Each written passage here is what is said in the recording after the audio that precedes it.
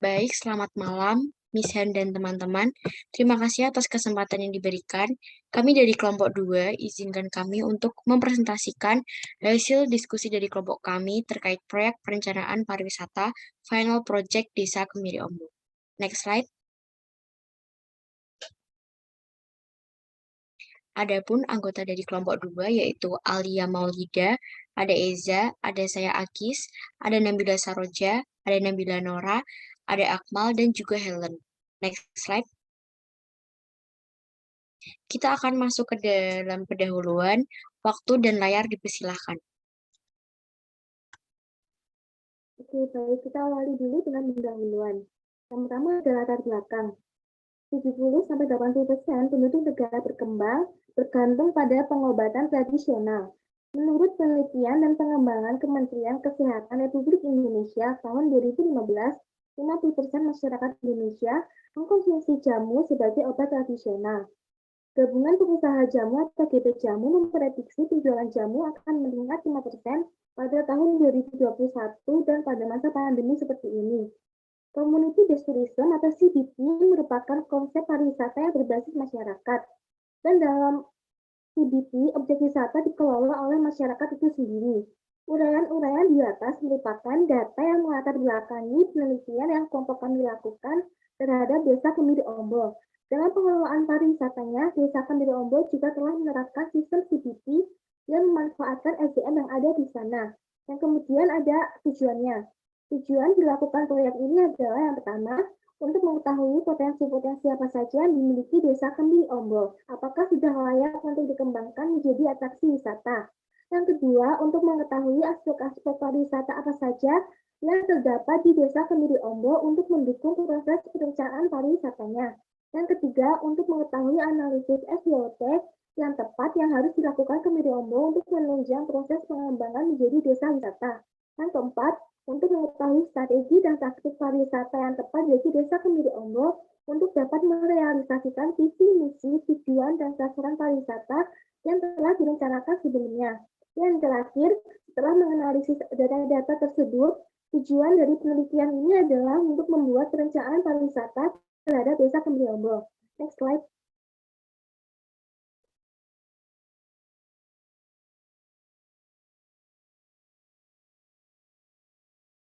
Kemudian ada landasan teori. Dalam usaha pengembangan objek wisata menjadi suatu destinasi wisata, tidak akan berhasil jika tidak dilakukan suatu perencanaan pariwisata.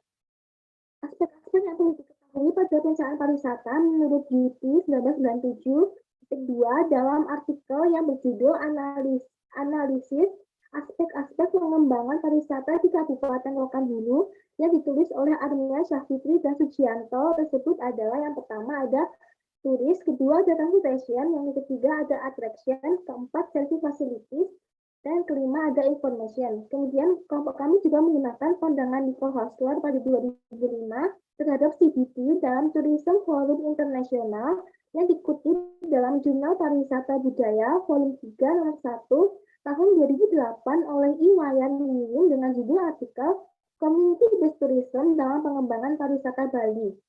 Pandangan Nico Hasso terhadap CBT tersebut adalah beliau berpendapat bahwa CBT merupakan suatu bentuk pariwisata yang memberikan kesempatan kepada masyarakat lokal, baik yang terlibat langsung dalam industri pariwisata maupun tidak, untuk mengontrol dan terlibat dalam manajemen dan pengembangan pariwisata, termasuk dalam pembagian keuntungan dari kegiatan pariwisata yang lebih adil bagi masyarakat lokal. Pandangan Hausler tersebut terhadap CBT yang menjadi acuan kelompok kami dengan penyusunan laporan penelitian pada Desa Kemiri Ombo ini. Kemudian selanjutnya akan dijelaskan oleh teman saya yaitu Elza. Baik, kemudian bagian selanjutnya adalah mengenai gambaran umum. Slide selanjutnya. Yang pertama adalah mengenai kondisi geografis makro. Jadi Kabupaten Kulon Progo ini merupakan kabupaten yang terletak di bagian paling barat Provinsi Daerah Istimewa Yogyakarta. Kemudian, Kabupaten Kulon Progo ini berbatasan langsung dengan beberapa daerah, seperti berbatasan dengan Magelang di sebelah utara, berbatasan dengan Purworejo di sebelah barat, berbatasan dengan Bantul dan Kabupaten Sleman di sebelah timur, dan berbatasan dengan Samudra Hindia di sebelah selatan. Kemudian Kabupaten Kulon Progo ini memiliki topografi bervariasi, yaitu di ketinggian antara 0 sampai 1000 meter di atas permukaan laut. Kemudian Kabupaten Kulon Progo ini memiliki luas kurang lebih 58.627,54 hektar. Kemudian Padukuhan Kemiri Ombo ini terletak di Kelurahan Gerbosari di Pegunungan Menoreh. Padukuhan Kemiri Ombo ini terletak di penghujung paling selatan dan memiliki kontur yang berbukit-bukit. Selanjutnya terdapat juga 2 aliran sungai yang dapat dimanfaatkan oleh masyarakat, salah satunya untuk kegiatan atraksi wisata. Kemudian juga terdapat beberapa sumber air yang dimanfaatkan oleh warga untuk kehidupan sehari-hari. Slide selanjutnya. Kemudian selanjutnya adalah demografi. Jadi jumlah penduduk pada 19 padukuhan ini sekitar 1.431 kepala keluarga, atau jumlah penduduknya ini sekitar 5.600-an orang. Kemudian kegiatan masyarakatnya ini mayoritas bercocok tanam, tanaman jamu atau empon-empon. Kemudian masyarakatnya juga sudah terlibat aktif dan mandiri dalam pengolahan jamu karena sudah mendapatkan pelatihan. Slide selanjutnya. Kemudian iklim. Jadi sama seperti daerah lain di Indonesia, Kabupaten Kulon Progo ini memiliki iklim tropis dan memiliki 2 musim, yaitu musim penghujan dan musim kemarau. Kemudian curah hujan per tahunnya ini kurang lebih sekitar 2.150 mm. Kemudian suhu tertinggi pada bulan April dan suhu terendahnya pada bulan Juli. Kemudian kelembaban udara tertinggi pada bulan Januari dan kelembaban udara terendah pada bulan Agustus. Kemudian intensitas penyinaran matahari bulanan rata-rata sekitar 45,5%. Slide selanjutnya. Kemudian pada bagian selanjutnya adalah sejarah. Jadi budidaya tanaman jamu ini sudah dilakukan turun-temurun sejak dulu. Tetapi kemudian pada tahun 2015, masyarakat setempat menginginkan sebuah nuansa baru. Maka dibentuklah beberapa kelompok, salah satunya adalah kelompok jamu. Kemudian pada tahun 2016, ini mulai ada yang berkunjung ke rumah jamu, mulai dari instansi sampai dengan akademisi. Kemudian pada tahun 2017 atau akhir tahun 2017, rumah jamu ini didaulat untuk mengikuti lomba tentang kegiatan empon-empon atau jamu ini di tingkat kabupaten dan mendapatkan juara 1. Kemudian selanjutnya mewakili Kulon Progo di lomba dan mendapatkan juara kedua. Lalu pada tahun 2021 ini mulai banyak yang ingin bermitra atau melakukan pengabdian masyarakat di bidang empon-empon atau jamu, termasuk UGM itu sendiri. Kemudian slide selanjutnya. Kemudian selanjutnya adalah kebijakan pariwisata.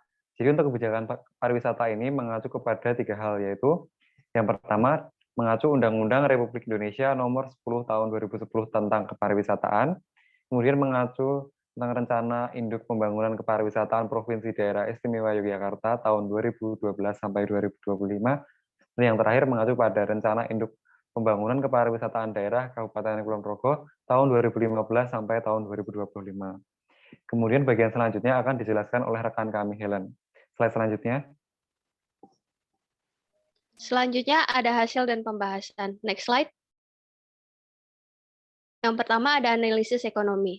Desa Kemirombo merupakan desa yang masyarakatnya memiliki beragam mata pencarian seperti peternak sapi dan kambing serta budidaya ikan lele, nila, gabus.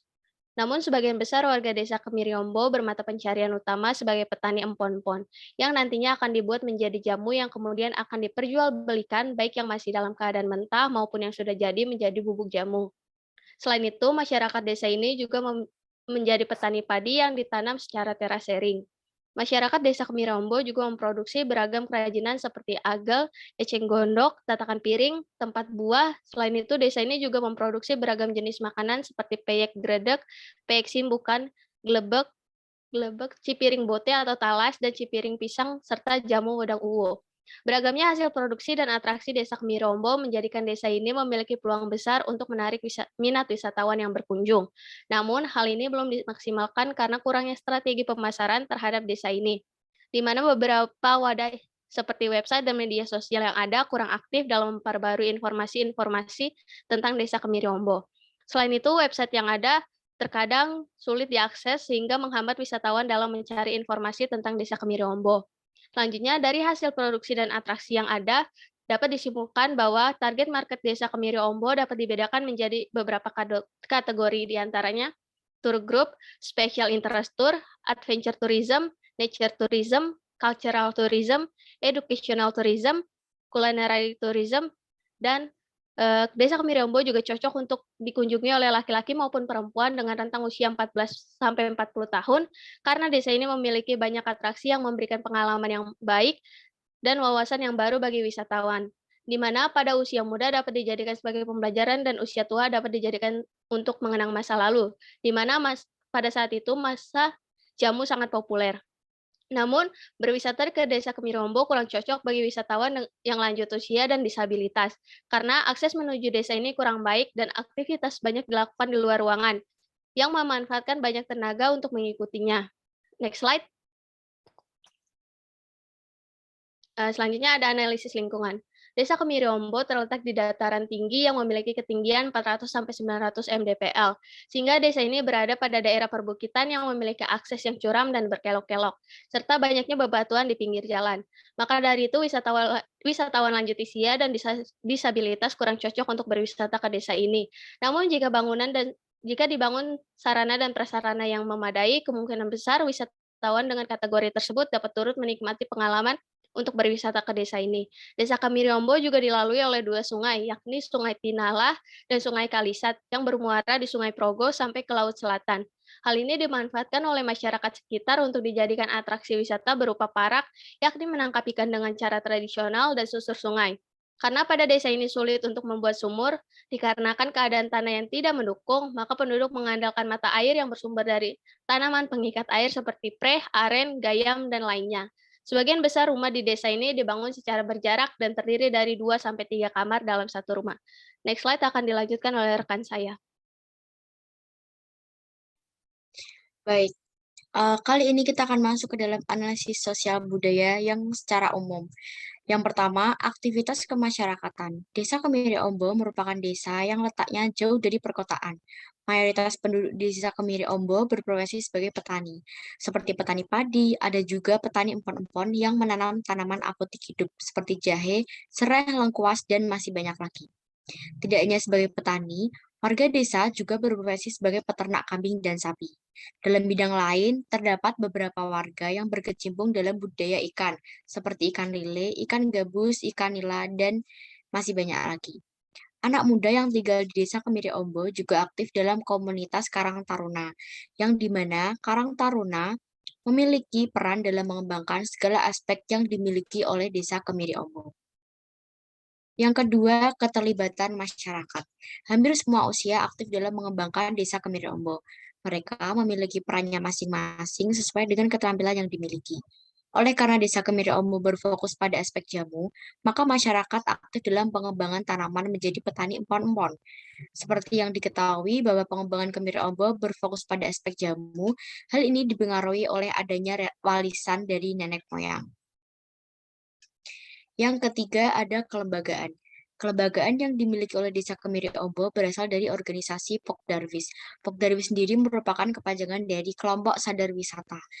Pokdarwis yang dimiliki Desa Kemiri Ombo beranggotakan dari ketua, sekretaris, bendahara, beberapa seksi seperti seksi usaha, seksi pemasaran, seksi produksi, seksi humas, seksi pertanian, seksi peternakan, dan seksi perikanan.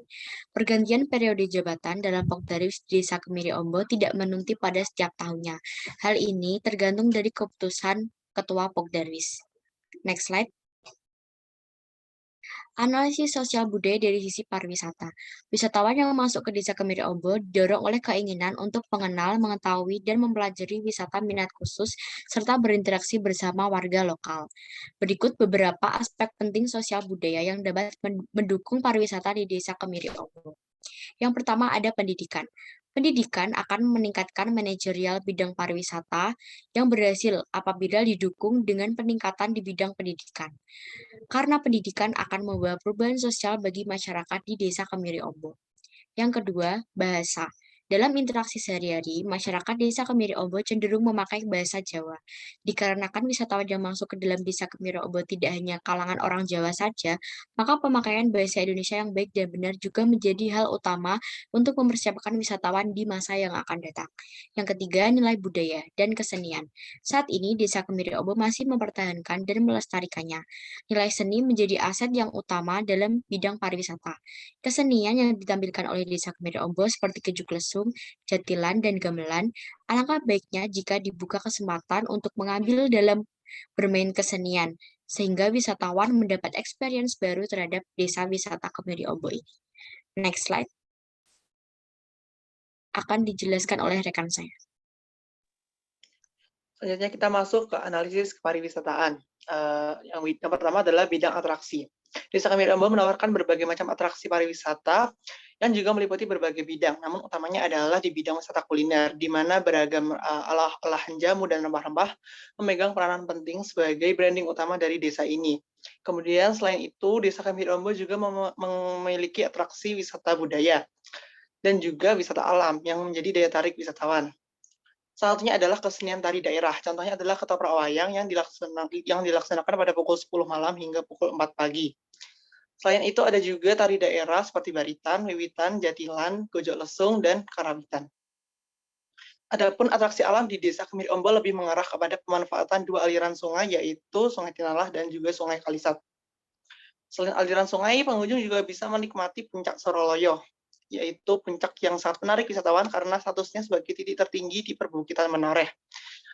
Tempat ini juga bisa membuat para wisatawan dapat melihat Candi Borobudur di Magelang dari ketinggian, serta 4 gunung yang mengitarnya, yaitu Merapi, Merbabu, Sindoro, dan juga Sumbing. Kemudian di bidang amenitas dan akomodasi. Bagi wisatawan yang ingin menginap di Desa Kemiri Ombo, desa ini menyediakan rumah para warga sebagai fasilitas penginapan berupa homestay atau rumah singgah. Di sini juga para wisatawan dapat ikut melakukan kegiatan yang rutin dilakukan oleh para warga seperti bertani. Di samping itu, wisatawan juga dapat berkunjung ke rumah jamu Menoreh yang juga sudah didesain menyerupai kafetaria oleh warga lokal. Selain itu, untuk sarana beribadah juga terdapat masjid yang kondisinya bagus dan terawat.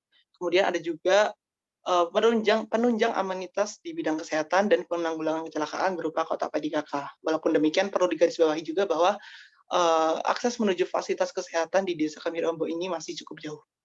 Kemudian yang ketiga adalah aksesibilitas. Wisatawan dapat mencapai Desa Kemiri Ombo menggunakan kendaraan pribadi. Bagi wisatawan yang datang melalui Bandar Udara Internasional Yogyakarta, perjalanan dapat ditempuh melalui jalan utama menggunakan mobil atau sepeda motor selama 1 jam 30 menit dengan jarak 51,2 km. Kemudian dari stasiun Tugu dengan jarak 30,8 km dan waktu tempuh 1 jam. Akses utama menuju Desa Kemiri Ombo adalah jalanan beraspal. Adapun akses menuju daerah sungai dan sebagainya adalah jalan coran atau campuran semen dan batu kerikil. Sedangkan sebagian yang lain adalah tanah berbatu. Jalan ini memungkinkan untuk dilewati oleh kendaraan kecil seperti seperti mobil dan sepeda motor, namun tidak untuk kendaraan massal seperti bis. Selanjutnya akan dilanjutkan oleh rekan saya. Berikutnya yaitu analisis SWOT. Pada tabel ini terlihat dari eksternal dan dari internal Desa Kemiri Ombo. Yang pertama yaitu strength atau kekuatan. Komponen ini berasal dari internal Desa Kemiri Ombo sendiri, seperti tanah yang cocok ditanami tanaman herbal yang bernilai ekonomis tinggi. Adanya CPT dengan kepengurusan organisasi dan dikelola oleh masyarakat, memiliki kekayaan alam gunung dan sungai Tinalah yang dapat dimanfaatkan sebagai atraksi wisata susur sungai dan parak ikan, serta memiliki kebudayaan yang masih kental seperti karawitan, jatilan, kejuk lesung, salawatan, dan ketoprak. Yang kedua yaitu weakness atau kelemahan. Komponen ini berasal dari internal Desa Kemiri Ombo, seperti kurangnya strategi pemasaran karena website dan media sosial yang masih kurang aktif. Aksesibilitas jalan kurang nyaman bagi pengunjung karena sulit dilalui mobil. Kemudian jalan yang berlubang, sempit, dan licin, serta SDM yang perlu adanya peningkatan karena masyarakat masih banyak yang belum fasih bahasa asing. Yang ketiga yaitu opportunity atau peluang. Peluang berasal dari eksternal Desa Kemiri Ombo, seperti popularitas jamu yang meningkat akibat pandemi COVID-19, adanya kemajuan teknologi dan mempermudah promosi melalui internet, Adanya kompetisi yang diikuti oleh Desa Kemiri Ombo sehingga dapat menarik perhatian pemerintah untuk membantu mengembangkan desa ini, melakukan kerjasama dengan berbagai instansi termasuk UGM, serta adanya berbagai pelatihan yang bergerak di bidang herbal atau jamu. Yang keempat yaitu thrift atau ancaman. Komponen ini berasal dari eksternal Desa Kemiri Ombo, seperti jamu yang hanya diminati oleh kalangan tertentu, dan adanya persaingan desa wisata lain di sekitar Kemiri Ombo yang sudah lebih maju. Selanjutnya yaitu berbagai strategi, mulai dari strategi SO atau Stress Opportunity, seperti menggencarkan promosi yang lebih kencang tentang atraksi wisata selain rumah jamu menoreh melalui media online, dan kekuatan yang telah dimiliki dan dapat memberikan peluang dengan banyaknya instansi yang datang untuk studi banding serta menjalin kerjasama. Strategi WO atau Witness Opportunity, dengan melakukan pelatihan penggunaan media sosial untuk mengembangkan bidang pemasaran dan pengembangan SDM melalui program pengembangan desa wisata yang diadakan oleh pemerintah. Kemudian strategi ST atau Stand Street, yaitu dengan membuat produk inovasi unggulan yang memiliki ciri khas dan dapat diminati kalangan muda dengan memanfaatkan kekayaan alamnya. Strategi WT atau Witness Break, yaitu dengan membentuk organisasi pemuda untuk menyusun strategi pemasaran yang mengikuti tren agar dapat memperluas target promosi. Selanjutnya akan disampaikan oleh teman saya, Alia.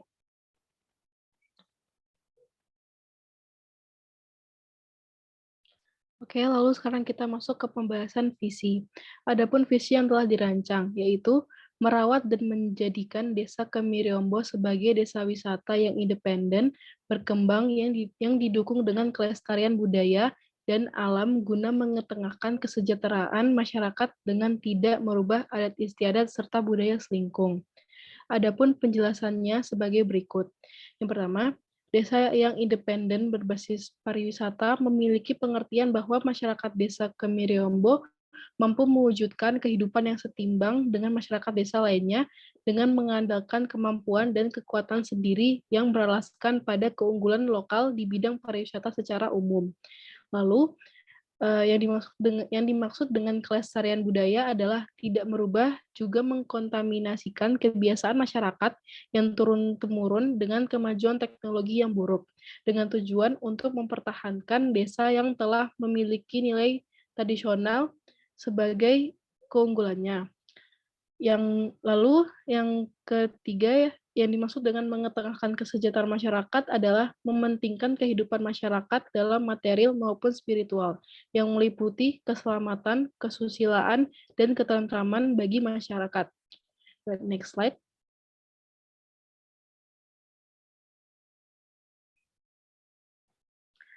Oke, lalu sekarang kita masuk ke pembahasan misi. Yang pertama yaitu mengembangkan dan mempromosikan usaha masyarakat seperti penjualan produk tanaman obat keluarga melalui kegiatan kepariwisataan. Yang kedua, menjaga adat, budaya, dan nilai kearifan lokal sebagai paket utama dalam kegiatan kepariwisataan. Yang ketiga, menjaga kelestarian lingkungan dan penerapan sabta pesona di kehidupan masyarakat. Yang keempat yaitu memberikan edukasi tentang pariwisata dan hal lain yang berhubungan dengan berkelanjutan kepariwisataan kepada masyarakat. Dan yang terakhir yaitu meningkatkan peran serta masyarakat dalam pembangunan melalui kegiatan kepariwisataan. Next slide. Lalu kita masuk ke dalam pembahasan tujuan. Yang pertama yaitu mengetahui potensi-potensi yang dimiliki Desa Kemiri Ombo, lalu mengembangkannya melalui gerakan-gerakan masyarakat yang dapat menjadikan Desa Kemiri Ombo sebagai atraksi wisata. Yang kedua, mengetahui serta memahami aspek-aspek pariwisata yang terdapat pada Desa Kemiri Ombo, lalu menciptakan perencanaan yang matang sebagai bentuk dukungan dalam upaya memajukan pariwisata Desa Kemiri Ombo. Yang ketiga, mengetahui analisis SWOT yang tepat untuk dilakukannya oleh Kemiri Ombo, lalu dilakukan pemahaman secara mendalam mengenai hasil yang diperoleh guna sebagai acuan penunjang proses pengembangan Desa Kemiri Ombo menjadi desa wisata. Lalu yang keempat, mengetahui strategi serta taktik pariwisata yang tepat bagi Desa Kemiri Ombo, lalu melakukan perencanaan yang matang akan strategi serta taktik tersebut yang akhirnya dapat merealisasikan visi misi, tujuan, dan sasaran pariwisata yang telah direncanakan sebelumnya. Lalu yang terakhir, setelah menganalisis data-data yang ada, tujuan dari penelitian ini adalah sebagai bahan ukur yang dapat dijadikan acuan dalam perencanaan pariwisata terhadap Desa Kemirimbo. Untuk saja next slide. Oke, sekarang kita masuk ke pembahasan sasaran. Yang pertama yaitu menentukan gerakan-gerakan yang akan dilakukan oleh masyarakat dalam rangka guna mewujudkan Desa Kemirimbo menjadi desa atraksi wisata.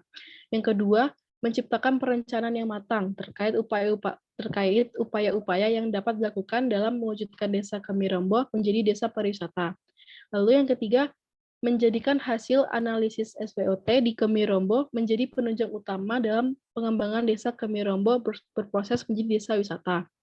Lalu yang keempat, menemukan strategi serta taktik terkait perencanaan pariwisata di Desa Kemirimbo yang akan diimplementasikan dalam upaya merealisasikan segala visi misi serta tujuan yang sudah direncanakan. Lalu yang terakhir, mendapatkan data ukur yang dapat dijadikan acuan dalam perencanaan pariwisata terhadap Desa Kemirimbo. Boleh next slide. Nah, sekarang kita masuk ke dalam strategi. Untuk strategi ini terdapat 3 jangka waktu. Yang pertama dalam strategi jangka pendek yaitu pertama melakukan gerakan melestarikan jamu tradisional yang ada di Desa Kemirimbo melalui sebuah kegiatan yang dilakukan oleh seluruh masyarakat setempat yang mengajarkan pembuatan jamu kepada generasi-generasi muda yang ada di dalam masyarakat tersebut, sehingga jamu tradisional ini terus ada. Lalu yang kedua, kami juga menyarankan untuk membuat dan atau menambahkan paket wisata yang bertemakan edutourism, karena kondisi fisik geografis yang dimiliki Desa Kemirimbo ini sangat mendukung dengan tema tersebut. Dengan adanya banyak potensi alam seperti pemandangan yang indah dan masih sangat terlihat alami. Lalu tak lupa juga kekayaan tanaman jamu dan obat-obatan yang merupakan warisan nenek moyang. Lalu yang kedua, untuk strategi jangka menengah dapat melakukan pemberdayaan terkait masyarakat yang sudah melakukan gerakan melestarikan jamu tradisional dengan terus mendukung produksi jamu tradisional yang sudah menjadi ciri khas Desa Kemirimbo. Lalu mengikut sertakan juga generasi muda yang sebelumnya sudah diikut sertakan dalam gerakan melestarikan jamu tradisional Desa Kemirimbo. Yang terakhir yaitu dalam jangka panjang dapat melakukan promosi terhadap Desa Kemirimbo melalui media sosial terkait produksi jamu yang kualitasnya terus meningkat dikarenakan adanya gerakan melestarikan jamu tradisional yang dilakukan oleh masyarakat Desa Kemirimbo. Next slide. Oke, sekarang kita masuk ke pembahasan taktik. Yang pertama yaitu mengadakan kegiatan praktek menanam dan memanen bibit tanaman, jamu, dan obat-obatan untuk pengunjung. Hal ini dapat melatih pengunjung untuk menanam bibit jamu sembari mengenal nama-namanya dan khasiat yang dimiliki. Lalu yang kedua, menjalankan kegiatan melihat dan mencoba mempraktekkan proses pembuatan jamu tradisional yang siap dikonsumsi, lalu pengunjung diberi kesempatan untuk merasakan hasil produksinya dengan menyeduh dan menikmatinya. Dengan kegiatan ini diharapkan pengunjung mendapatkan pengalaman menyenangkan dalam mempraktekkan proses pembuatan jamu yang siap dikonsumsi yang tidak dapat ditemukan di tempat lain. Lalu yang ketiga, menampilkan video edukasi mengenai sejarah seputar jamu, seperti macam-macam kandungan dan khasiat jamu di suatu ruangan seperti mini teater, sehingga pengunjung mendapatkan dan juga mempelajari ilmu baru mengenai jamu. Lalu yang keempat, membuat sebuah toko dalam platform e-commerce yang ada untuk mempromosikan juga menjual jamu tradisional dengan deskripsi yang tidak hanya mengenalkan perihal jamunya saja, tapi juga mendeskripsikan perihal keindahan Desa Kemirimbo. Lalu yang terakhir, mengundang sejumlah influencer yang memiliki pengaruh besar untuk datang dan memberikan review jujur terkait ikon Desa Kemirimbo, yaitu jamu tradisionalnya, dan juga keindahan Desa Kemirimbo yang cocok untuk dijadikan destinasi wisata pada beberapa platform untuk promosi. Next slide. Untuk selanjutnya akan dijelaskan oleh rekan saya. Next slide. Kesimpulannya pada presentasi yang telah dipaparkan oleh kelompok kami, yaitu perencanaan pariwisata memang sangat penting dilakukan dalam usaha mengembangkan suatu daerah menjadi tujuan pariwisata. Seperti Desa Kemirimbo yang kini tengah dikembangkan menjadi desa wisata, salah satu unggulan yang dimiliki yaitu Rumah Jamu Menoreh. Pada saat ini, atraksi wisata tidak hanya mengenai edukasi seputar jamu saja, tetapi sudah berkembang menjadi berbagai jenis wisata budaya. Ada Jatilan, Gejuk Lesung, Selawatan, Karawitan, dan Ketoprak. Atraksi wisata seperti susur sungai dan tangkap ikan, dalam menyukseskan perencanaan pariwisata yang ada di Desa Kemiri Ombo, mereka memiliki strategi perencanaan pariwisata untuk menyelaraskan antara visi, misi, tujuan, dan sasaran pariwisata yang telah mereka targetkan. Nah, cukup sekian dari presentasi dari kelompok kami. Mohon maaf apabila ada kesalahan dalam bertutur kata. Teh Yung Iting Bakwan. Thank you everyone.